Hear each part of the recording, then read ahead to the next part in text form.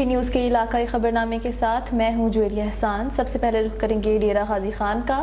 تھانہ صدر پولیس نے عادی چور گینگ کو اسلحہ سمیت گرفتار کر لیا۔ ایس ایچ او تھانہ صدر علی محمد نے بتایا کہ تھانہ صدر پولیس نے 3 کسادی چوروں کو اسلحہ سمیت گرفتار کر لیا ہے اور ملزمان کے خلاف الگ الگ مقدمات درج کر دیے ہیں اور ملزمان کے قبضہ سے چوری کی گئی لاکھوں روپے مالیت کی سلائی مشینیں بھی برآمد کر لی ہیں۔ ایس ایچ او تھانہ کا کہنا تھا کہ ڈی پی او اختر فاروق کی ہدایت پر گرفتار ہونے والے چور جو پولیس تھانہ صدر کو کافی عرصے سے چکمہ دے رہے تھے کو گرفتار کر کے حوالات میں بند کر دیا ہے اور ملزمان سے دوران تفتیش مزید برآمدگی کی بھی متوقع ہے۔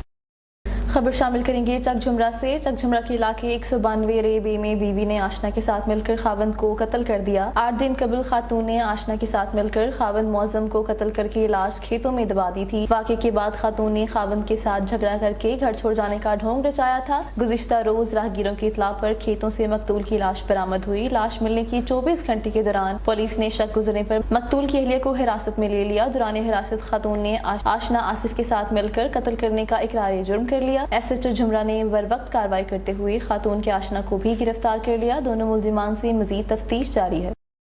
اور خبر شامل کریں گے اوکاڑا سے۔ راجوال کے نواحی علاقہ قلعہ دیوان سنگھ روڈ کراس کرتے ہوئے کار کی ٹکر سے بچہ موقع پر ہلاک ہو گیا۔ کار ڈرائیور نے فرار ہونے کی کوشش کی تو عوام نے پیچھا کر کے پکڑ لیا۔ کار ڈرائیور دیپال پور سے لاہور کی طرف جا رہا تھا۔ کار ڈرائیور غضنفر عباس لاہور سبزہ زار کا رہائشی ہے۔ کار ڈرائیور کو غصے سے بھری عوام نے تشدد کا نشانہ بھی بنایا۔ پولیس نے موقع پر پہنچ کر کار ڈرائیور کو حراست میں لے کر کارروائی شروع کر دی ہے۔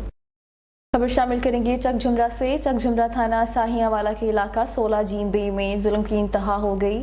باثر زمیندار نے ساتھیوں سمیت غریب کے گھر کو آگ لگا دی۔ سحری کے وقت مسلح افراد نے زبردستی گھر میں گھس کر اہل خانہ کو شدید گالی گلوچ کرتے ہوئے فائرنگ کر دی۔ متاثرہ شخص محمد انور کے مطابق عرصہ 50 سال سے گھر کے مالک ہیں اور باثر زمیندار اس گھر پر قبضہ کرنا چاہتا ہے۔ جگہ نہ خالی کرنے پر 11 افراد اسلحہ سمیت گھر میں داخل ہو گئے اور تشدد سے 4 خواتین کو زخمی کر دیا۔ باثر زمیندار کے 11 ساتھیوں کے خلاف تھانہ ساہیاں والا میں درخواست دے دی گئی ہے۔ متاثرہ غریب شخص نے وزیر اعلیٰ پنجاب سی پی او فیصل آباد سے انصاف کی اپیل کی ہے۔ خبر شامل کریں گے ننکانہ صاحب سے۔ دنیا بھر میں مقیم سکھ کمیونٹی نے بھارت میں اپنی مذہبی کتاب گرو گورنتھ صاحب کی بے ادبی کے بڑھتے ہوئے واقعات کے خلاف شدید احتجاج کیا۔ سکھ کمیونٹی کے رہنما اور صوبائی پارلیمانی سیکرٹری انسانی حقوق و اقلیتی امور سردار مہندر پال سکھ نے کہا کہ بھارت میں آئے روز حکومتی ماں پر ہماری مقدس مذہبی کتاب کی بے ادبی کے واقعات رونما ہو رہے ہیں۔ اگر پہلے ہونے والے واقعات میں ملوث ملزمان کو گرفتار کر کے انہیں سزا دی گئی ہوتی تو شاید یہ واقعات رک جاتے۔ انہوں نے کہا کہ بھارتی پنجاب میں ہونے والے حالیہ واقعہ نے پوری دنیا میں رہنے والے سکھوں کے جذبات کو ٹھیس پہنچائی ہے۔ وقت آ گیا ہے کہ ان واقعات میں ملوث افراد کو گرفتار کر کے انہیں سزا دی جائے۔ سردار مہندر پال سکھ نے کہا کہ بھارت میں سکھوں سمیت تمام اقلیتوں کے ساتھ امتیازی اور ظالمانہ سلوک معمول بن چکا ہے جو کہ قابل مذمت ہے۔ انہوں نے کہا بھارتی حکومت اور دہلی گردوارہ مینجمنٹ کمیٹی کے عہدیداران سے ان واقعات میں ملوث افراد کے خلاف قانونی کارروائی کرنے اور سزا دینے کا مطالبہ کیا ہے۔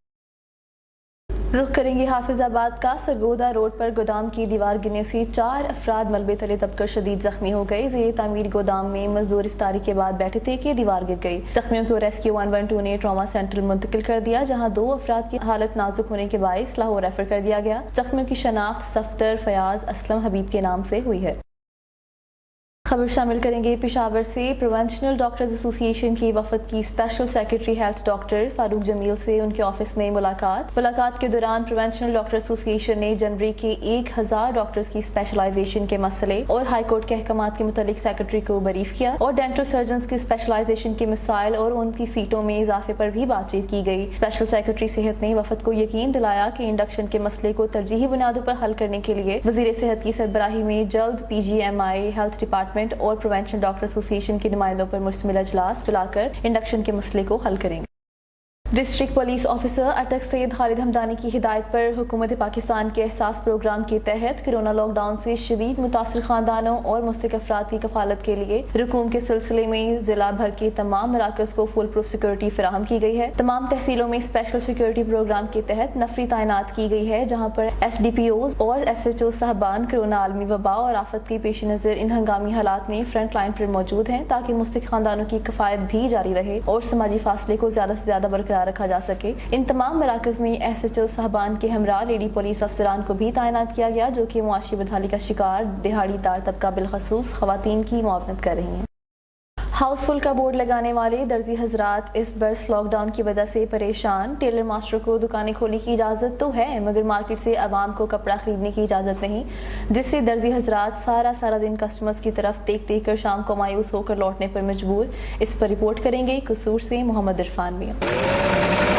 لاک ڈاؤن کے پیش نظر کاروبار بند ہونے کی وجہ سے ہر طبقہ متاثر ہے، مگر قصور میں جن کو دکانیں کھولنے کی اجازت ہے وہ بھی پریشان۔ جی ہاں، وہ ہے ٹیلر ماسٹر، جن کا کہنا ہے کہ ہمیں دکانیں کھولنے کی اجازت ملی، اس پر وزیر اعظم پاکستان کا شکریہ، مگر ہماری پریشانی جوں کی توں ہے۔ جس طرح گاڑی چلانے کے لیے پیٹرول ضروری ہے، اسی طرح درزیوں کو کپڑے سینے کے لیے کپڑوں کا ہونا ضروری ہے۔ ہمارا مطالبہ ہے کہ درزیوں کے ساتھ ساتھ کپڑا اور مٹیریل کی دکانوں کو کھولنے کی اجازت بھی ملنی چاہیے۔ جو کپڑے والی دکانیں ہیں وہ تو بند ہیں، لیکن ٹیلر کی دکانیں کھلیں گی تو وہ کپڑا کہاں سے خریدیں گے؟ کسٹمر وغیرہ تو اسٹیچنگ کے لیے دیں گے، لہذا کہ حکومت کو چاہیے اس پہ کچھ نہ کچھ کرے، کپڑے والوں کو دکانوں کھولنے کی اجازت دیں۔